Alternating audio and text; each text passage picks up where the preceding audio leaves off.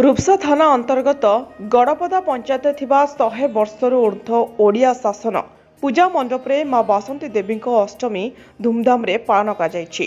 ए पूजा हजार हजार भक्तों समागम देखा मिली।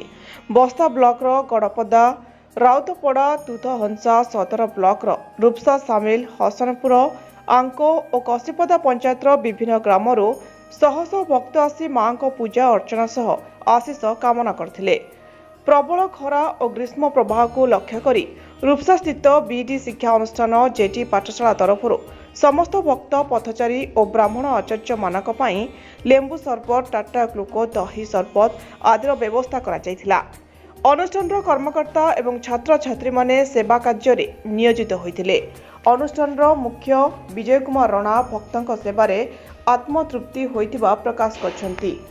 शंख घंट घंटा मृदंग और संकीर्तन रे पूजा मंडप प्रकम्पित होइथिला।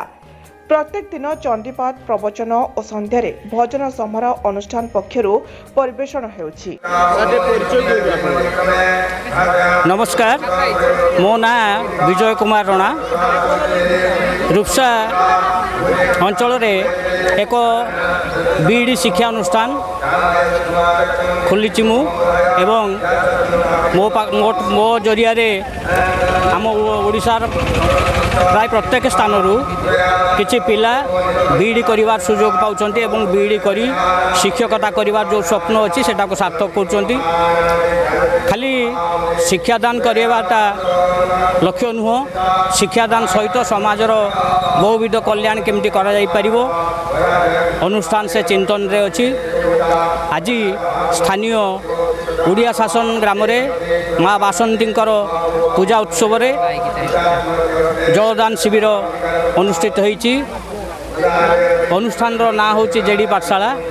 जेडी पाठशाला जरिया रे भविष्य रे एही प्रकार बहुविध जन कल्याण कार्य हाथ को निया जीवो बोली संकल्प निया जाईची एवं एथिरे अंचलर जनसाधारण तथा मोर छात्र छात्री समस्ते अकुंठ सहयोग कर समस्त को धन्यवाद जनाऊँगी एवं समस्त आशीर्वाद कामना करुच्ची जे अंचल रे जो अनुष्ठान टी से अनुष्ठान जन कल्याण रे लागू एवं लोक ये अनुष्ठान जरिया रे उपकृत होंतु।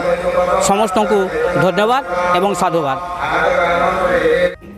मां को पूजारे 15 जन ब्राह्मण और पंडित नियोजित होइतिबा सह ओडिया शासन समस्त ग्रामवासी सहायता करितिबा जणा पड़िछि। बालेश्वर जिल्लारू मानस रंजन बेहरा रिपोर्ट, ज्योतिप्रभा न्यूज।